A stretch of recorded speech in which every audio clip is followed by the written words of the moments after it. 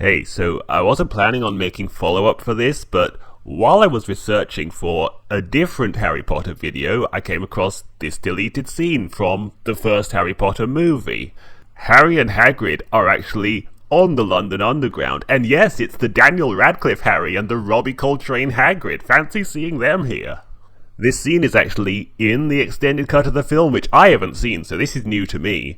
And it establishes the character rather nicely of both Harry and Hagrid. Harry asks if the dragon gloves are made of actual dragons, and Hagrid said that dragons are vastly misunderstood creatures, foreshadowing his purchase of one later in the movie. But forget all that. What we really want to know is this historically accurate? And the answer is actually no. This scene takes place in 1991. These trains went into service in 1992. Get fact-checked on that one, Chris Columbus. How do I know they're from 92?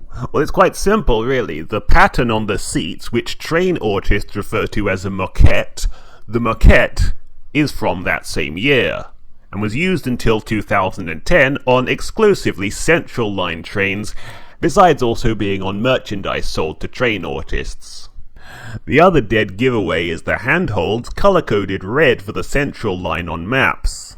Prior to 92, all of the ones on the Central Line were just left unpainted, and instead of the horizontal bar, they had these bubble things. And yes, to my eagle-eyed viewers, these are the same type of train, the 1962 stock that was used mainly on the Central Line, but also on the Northern Line, and ultimately this film shoot for the Harry Potter TV show.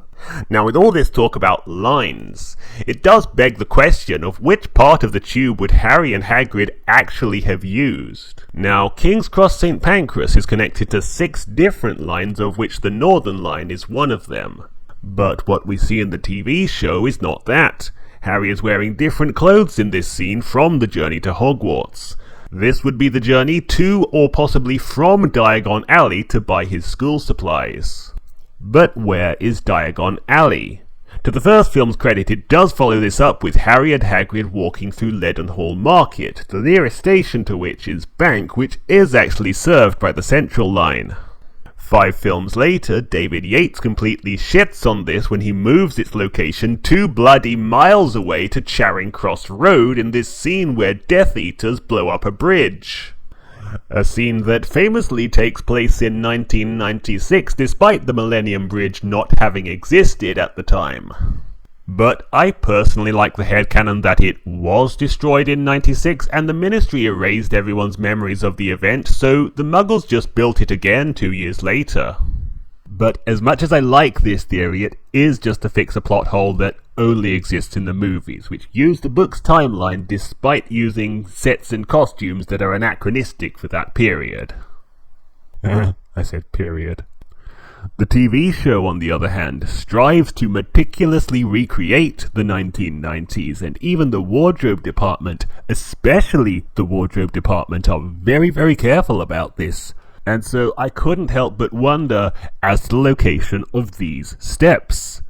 There had to be a real place, right? And after ChatGPT gave me the wrong answer twice, I eventually found out that it's Charing Cross London Underground. This gorgeous-looking footbridge connects the 2 halves of the Charing Cross Hotel.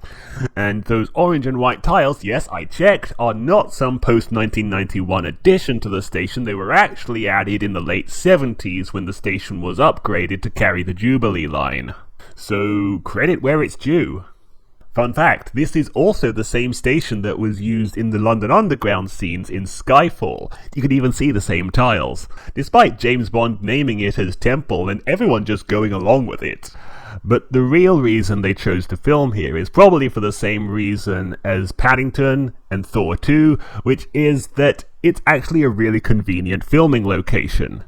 It has 2 entire platforms that are just closed off and not used anymore, because the Jubilee line was later extended to go via Waterloo, cutting out this last little section entirely. But the platforms actually still work. You can run a train down there, and film crews can and still do.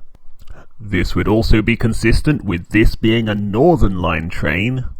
But then another reason came to mind, which is that Could they have instead chosen to film here because it's just 5 to 10 minutes walk away from the location of Diagon Alley on Charing Cross Road?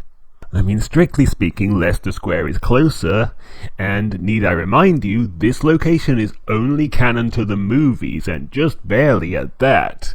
But nothing else gives anything like a precise location of Diagon Alley, so fans went and stuck it up on the wiki as if this is the location in the books too. And as a little side gripe here, I really do hate it the way the wiki covers the books and the movie as if they are the same story with the same events happening. They're not. Look, they even have a page for this random fruit seller in Leadenhall Market explaining that it was a real-world business that appeared in the background of this shot in the first movie, and then explain that it's on Charing Cross Road. Leadenhall Market has its own page on the wiki which is linked to from this one despite contradicting it. But despite the wiki being written by autists who have nothing better to do with their time, hey, I'm not judging, but that is just objectively the case. The writers, directors, location scouts, etc. will be researching extensively from the wiki, especially even if they have, but especially if they haven't read the books. And then, of course, ignoring the parts of the story they don't like, such as the Great Hall having candles that levitate and Snape looking like this instead of, okay, you get the point. But they were gonna do that anyway, so what's the problem? Well, people looking to make a TV show based on the books are going to go on there and assume that it's true about the books. As already mentioned, the wiki conflates book canon with movie canon, and so this little fan theory about the location of Diagon Alley becomes seen as canon for the books when it really isn't. Now, fan theories being officialized is nothing new. It's often done with the explicit approval of the author. But I've never heard of it happening in quite this way before, by way of a fandom wiki.